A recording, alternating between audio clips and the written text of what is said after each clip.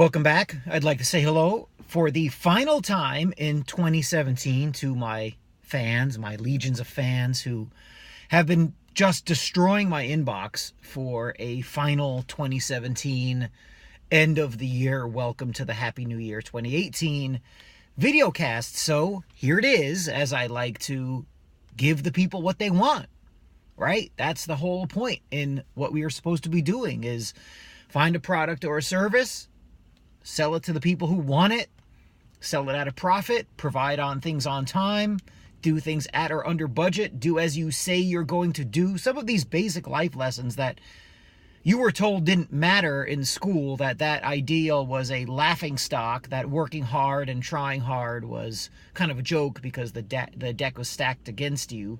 I'm telling you to do those things, and I try to do them myself. So, 2017, what did we talk about a lot?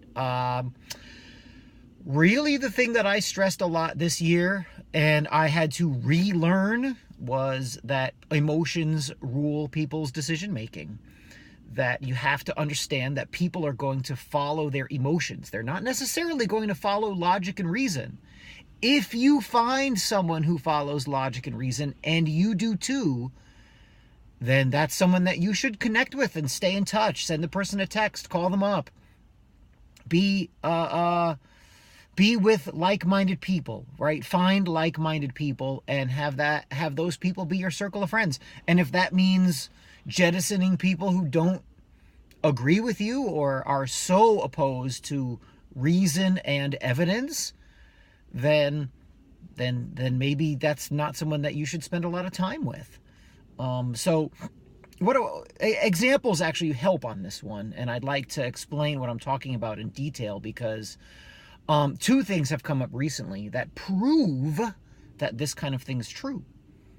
And, again, the email bombardment from my legions and the letters I get and the text messages. What are you talking about? Prove it. Okay, I'll prove it.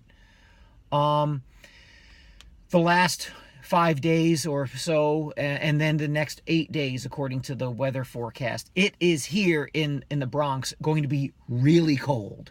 For example, right now it's around 23 degrees out, and that's about as warm as it's been for the last 5 or 6 days, and for the next week plus. The warmest I see it in the forecast is 25, 22 degrees, and going down to low single digits, if not zero, later on in the week. So our guy, Donald Trump, right, your man, tweeted from the White House about, fake climate change and stuff like that, right? So, of course, Donald Trump seems to be a master of public relations, right? The old French saying that any news is good. Any press that you get, right? Any exposure you get is good exposure. Just be in the press, right? Just be out there, regardless of if it's good or bad. So, your man Trump really seems to be a pro at this because people went crazy, right? Now, think about this. It's 2017, and it's ridiculously cold. No Kyoto Protocol treaty was signed. The Paris Accords, Trump said the United States isn't going to play ball. All the climate movement stuff that came out in the 90s was ignored by the Clinton administration, by the way. Ignored as in none of these treaties were signed. And so, since you have to understand, I voted for Bill Clinton in 1992. I was 20 years old. I was a global warming person, a Democrat liberal voter, because those were the only, in my opinion at the time, those were the only politicians paying attention to the environment and paying attention to global warming. And what we were told then, this is 1992, was that unless we did something immediately, you were never going to have a cold winter again. Ever. Cold winters were a thing of the past, unless something got done right now. That's what we were told. So we're now staring at Arctic temperatures. I mean, it's really cold. It's freezing. I would use profanity, but this is a family show. So I don't want to ruin your dinner and despoil your children's ears. But it's cold. It's going to be 6 degrees tonight, something like that. So people, of course, are answering tweets and bandying this topic about. And you know what's really weird is the people who are saying that the Earth is getting hotter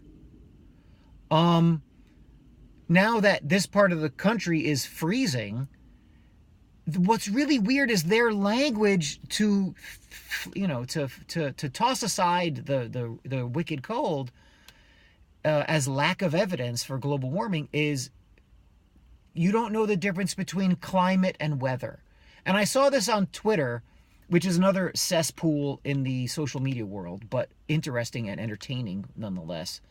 And it provides me with content for you. But the weird part is the wording is all the same. So like, oh, people are, the weather is cold, and so it's like a mantra. It's like people have been trained to all say the same thing. Well, weather isn't climate. You're confusing weather and climate. Yeah, but you know what? That's not what we were told. And the other thing is when it goes the other way, when it's we had a 65 degree or so couple of days in November. Climate change. Look at the world, global warming. World's getting hotter. No one said, look, that's not, even though it's warm, right? A global warmist, name a Democratic politician, and they're just going to tell you what you want to hear. None of those people said, I believe in science, but you're confusing weather with climate. And the fact that it's 65 degrees past, and we are now past Thanksgiving, that's not evidence of global warming. No. It was just straight up, bald-faced, in-your-face, direct evidence of global warming. Now, again, you can pick whatever side, because remember, we're talking about people, emotions. So if you're emotionally attached to global warming, you're going to say, it's global warming. Who cares that it's cold? And the other side is going to be emotionally attached as well. And they're going to say, look, it's freezing. And so what are you talking about? How can it be warming if it's just ridiculously cold? So people aren't following science. They aren't looking at both sides of the issue. They're not. You can look at Richard Lindzen from MIT, Professor Emeritus, who says the global warming models are flawed and global warming as a whole, their thesis is incorrect. You could do that if you wanted. That's up to you. I look at his stuff because, Jesus Christ, the guy's from MIT. He's the top flight atmospheriologist, weather climatologist at that level. And he says, no, not really. Like, this is not, it's become a movement. It's not science. So the global warming thing is a great case study in where people's emotions lie. Big, big topic in 2017 for me, because I was just watching people talk about how they believe in science with global warming, and yet these are the same people who say that the two genders is not science, that there's 37 genders, that male and female and DNA and phenotype and stuff like that, there's no gender. It's just a social construct. And these are the same people that then flip and spin around and talk about how they believe in science, and that's why they're following the global warming stuff. It's you can't make this up. And so you, as a young person, you need to realize this. And I say I didn't say you should. I'm telling you, you need to realize this so that you know what you're up against. The other one is, this topic number 2 is the Trump tax plan, which, as far as I can tell, and I'm not an expert on this, and I did not read the legislation, and you know what? Neither did the other people. The tax plan seems to be, as far as I can tell, a plan that will allow people to keep more of their money. It will allow corporations to keep more of their money. Now, because Trump is a hated figure in academia and the mainstream media, right, because it breaks up their little club, they hate it. Now, think about that. People keeping more of their money and having more of their earned capital. This is bad. Can you explain that? No, you can't explain it. It really doesn't make any sense, because if more people can keep their own stuff, why would that be bad? And if you hate the Trump administration, then why would you want more of your money in taxes to go to the Trump administration? You'd think, again, reason and evidence, which is not the order of the day. Reason and evidence would say that a person who dislikes the Trump administration would want to ratchet down the tax rate for citizens to 0. Why?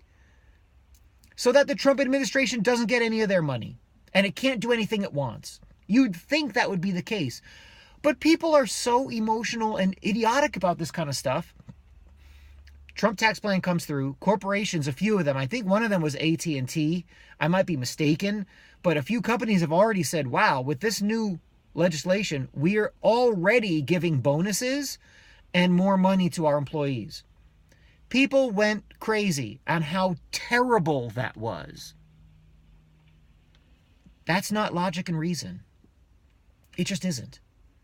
That's emotion. So 2017, I inaugurate it as the year of the emotion. Because that's what you're seeing happen with people going off the rails with their quote-unquote so-called opinions. So that's really my basic wrap-up for the year. Oh, just a little bit of an announcement, so to speak. Today's Saturday, I plan on tomorrow doing my first podcast with my former colleague, soon-to-be podcast colleague, Andreen Bonner. A wonderful writer, a dramatist, somebody who can really bring it when it comes to educating young people. She and I worked together at the high school for a few years. And it's funny, you talk about finding like-minded people and staying in touch and staying in contact and talking with those people. Well, she's one of these people I connected with at work. And we are both tired of the system. We're both tired of the machine, and we found out that our opinions, even though she's a little bit older than I am, although younger in every respect in terms of intellectual vigor, energy. Just about everything. Maybe I better get off this topic because I make myself look bad. But she's somebody who has unorthodox opinions and is a maverick within the school machine. And so our podcast and website is there. It's maverickswithinthemachine.com, but we've got to populate it with more stuff. But I just want to give a sneak peek to my legions of fans because you guys deserve it. You've supported me so well over the years. And so Mavericks Within the Machine, and the first topic that we are going to tackle, I'll take the lead on this because Ms. Bonner is going to ask me questions, is civics. And it's an interesting topic because civics is a word you don't hear anymore. And the irony is that for her to ask me about civics is fantastic in a lot of ways because my civics opinions, right? My opinion on the subject of civics and civics themselves is, I have unorthodox opinions.